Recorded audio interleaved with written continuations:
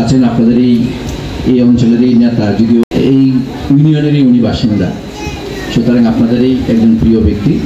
এবং আমি যতটুকু অনুমান করতে পারি যে কামিং যে ইলেকশন আছে সেইটার একজন প্রতিদ্বন্দ্বী প্রার্থী আমাদের সেই জালাল সাহেব, আমাদের উপজেলা নির্বাহী অফিসার, আমাদের সেটা এখন পর্যন্ত আপনারা যথাযথভাবে পালন করছেন। আপনাদের এই পূজা নিয়ে আমরা বলি যে গত 1 বছরের পরে আমাদের সময়টা একটু পাল্টে দিয়েছে। আমরা জেলাতে যখন মিটিং করেছি প্রত্যেকটা রাজনৈতিক দলকেও আমরা বলেছি তাদের যে আপনাদের দায়িত্ব, গত বছর যখন 5 আগস্টের পরে পূজা উদযাপন হলো অক্টোবরে, তখন প্রত্যেকটা দলের নেতাকর্মী তারা আমাদের মন্দিরগুলা, আমাদের মাজারগুলা, সিচুয়েশনটা একটু চেঞ্জ হয়েছে। এখন 1 বছর পরে ঠিক ইলেকশনের সামনে তারা ইলেকশনের জন্য ব্যস্ততা থাকবে, কিন্তু এই সময়টাতে একটা পূজা উদযাপিত হতে যাচ্ছে, এই সময়টার যেন কেউ সুযোগটা না নিতে পারে, অনেক গ্যাদারিং হবে। আমি ধন্যবাদ জানাচ্ছি যে জালাল সাহেব আপনাদের সাথে মিটিং করেছেন এবং আজকে ওনার অবশ্য সৌজন্যতা আমি আরও আগেই জানি, উনি আমার অফিসে গিয়েছিলেন, সেদিনও আমি বুঝতে পেরেছি উনি কতটা সৌজন্যতা দেখাতে পারেন আর কি। তা আজকেও আপনাকে ধন্যবাদ জানাচ্ছি যে আপনার ইউনিয়নে আমরা এসেছি পূজা দেখতে, সেই জন্য যে আপনি ছুটে এসেছেন, স্পেশালি আপনাকে ধন্যবাদ। আপনাদের উদ্দেশ্যে বলছি যে আমাদের আপনাদের সামনে এখন অফুরন্ত সময়, প্রচুর রাজনীতিবিদ আসবে, আমি মনে করি এই সুযোগটা লুফে নেন, মানে অনেক রাজনীতিবিদরা এখানে আসবে, আমরা তো দিবই, আমি দিব, সমস্যা নেই। যে কজন কাউকে আপনারা ফেরত দিবেন না, প্রত্যেকের কাছে আবদার করবেন, প্রত্যেকের কাছে আপনারা অনুদান দেন। এবং এই যে পূজা মণ্ডপ, এটাও আর একটু বলে রেখি, আপনাদের হতাশ হওয়ার দরকার নেই। একটা পলিটিক্যাল গভর্নমেন্ট আসুক, দেখবেন আপনাদের এই পূজা মণ্ডপ, মানে পলিটিক্যাল গভর্নমেন্ট যখন আসবে, যেই নির্বাচিত হোক, যে দলই ক্ষমতা থাকুক, আপনারা বিশ্বাস রাখেন যে বাংলাদেশের প্রতিটা মসজিদের পাশাপাশি এই মন্দির মণ্ডপগুলোকেও সরকার বা রাজনৈতিক নেতৃবৃন্দ বা এমপিরা বা উপজেলা পরিষদের চেয়ারম্যান তারা এগুলোকে পেট্রোনাইজ করবে। আপনাদের হতাশ হওয়ার কোনো কারণ নেই। আর আজকে এখানে আপনাদের সাথে একটা কথাই বলতে চাই যে এই জেলাতে কোনো পূজা মণ্ডপে কেউ দুষ্কৃতিমূলক কর্মকাণ্ড করে সে পার পাবে না, সে যেখানেই থাকুক তাকে আমরা ধরে ফেলবো। এই যে এইখানেও আপনারা জানেন না যে সাদা পোশাকে আমাদের অনেকজন আছে, যাদেরকে আপনারাও চিনেন না, মনে করবেন যে সে হয়তো আমাদের পূজা দেখতে আসছে আর কি, সে এখানে আছে।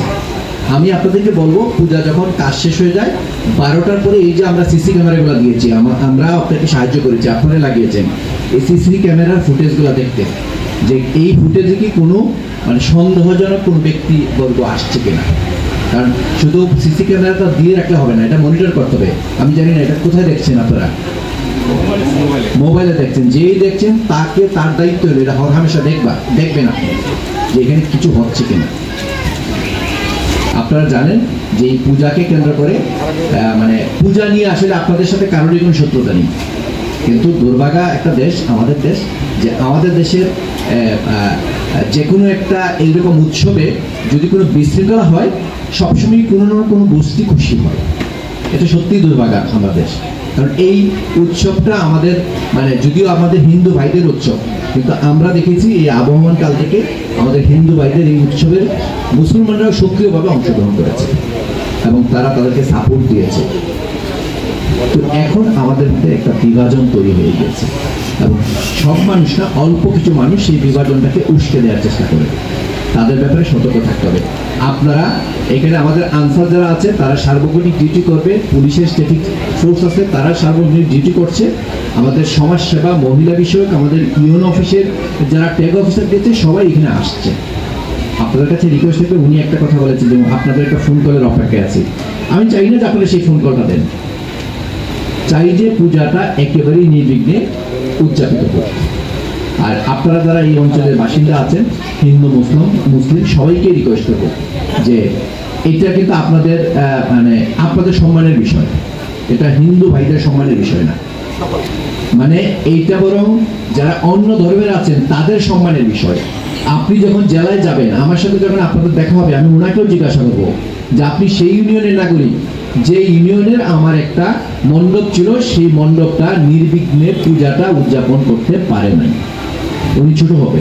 সুতরাং এই অঞ্চলে যারা মুসলিমরা আছেন, অন্য ধর্মের আছেন, তাদের এটা দায়িত্ব যে এই হিন্দু ভাইয়েরা যেন নির্বিঘ্নে পূজাটা করতে পারে, কোনো দুষ্কৃতিকারী যেন এখানে প্রবেশ না করতে পারে, এই রিকোয়েস্ট আমি আপনাদেরকে দেবো। এবং আমরা কথাটা এসেছি এই কারণে, এই বার্তাটা সকল মানুষকে দিতে, যে এই দুর্গা পূজা উপলক্ষে যদি কেউ কোনো ধরনের অন্যায় বা অনিয়ম করার চেষ্টা করে, সে মানে এই ঘরে তো ঘুমাতে পারবে না, এই জায়গাতেও সে থাকতে পারবে না, তার বিরুদ্ধে আমরা সেই রকম আইনানুগ ব্যবস্থাই নিব, কোনো অন্যায়কারীকে আমরা প্রশ্রয় দিব না। আশা করি আপনারা আমাদের বার্তাটা বুঝতে পেরেছেন। আমরা চাই এই বিজয়া দশমীর দিন একদম বিসর্জন পর্যন্ত আমরা আপনাদের পাশে থাকবো। মাইন্ডির বিসর্জন সন্ধ্যা 7টার মধ্যে, এটা যেন কোনোভাবেই সন্ধ্যা 7টা পরে না যায়। আবারও আপনাদের সবাইকে ধন্যবাদ জানাচ্ছি যে আমাদেরকে সময় দিয়েছেন, আপনারা আমাদের সাথে শুভেচ্ছা বিনিময় করেছেন। জালাল সাহেবকেও আমি ধন্যবাদ দিচ্ছি যে উনি এখানে এসেছেন। আর যারা এখানে মা বোনেরা আছেন, আমি আপনাদের ব্রাহ্মণকে একটু বলবো যে আমাদের যখন কোনো প্রোগ্রাম হয় মুসলিমদের, ব্রাহ্মণ কি আছেন আপনি? আমাদের যখন মুসলিমদের কোনো প্রোগ্রাম হয়, সেই প্রোগ্রামে আমাদের যে ইমাম সাহেব আছে, আমাদের ধর্মের সম্পর্কে এই দিবসটা কি, এই প্রোগ্রামটা কি, সেটা নিয়ে অনেক সময় কুরআন হাদিসের আলোকে বিশ্লেষণ দেয়। ধর্মীয় পূজাগুলোতে উৎসবে পরিণত হয়েছে, অথচ এটা উৎসব থাকার কথা না, এটা ছিল কি হয় না। আমি রিকোয়েস্ট করবো এখানে যে সমস্ত আমাদের ছেলেমেয়েরা আসবে হিন্দু ধর্মে, তাদেরকে এই যে দুর্গার সম্পর্কে, দেবী দুর্গা সম্পর্কে, এই দুর্গা পূজা সম্পর্কে আপনাদের যে ধর্মের বাণীগুলো আছে, সততার কথা আছে, নীতির কথা আছে, এই বিষয়গুলো আপনারা একটু আপনারা প্রচার করবেন, তাদেরকে বয়ান দিবেন, চর্চাটা আমাদের করতে হবে। আমি এই রিকোয়েস্টটা আপনাকে করছি। আপনারা সবাই ভালো থাকুন।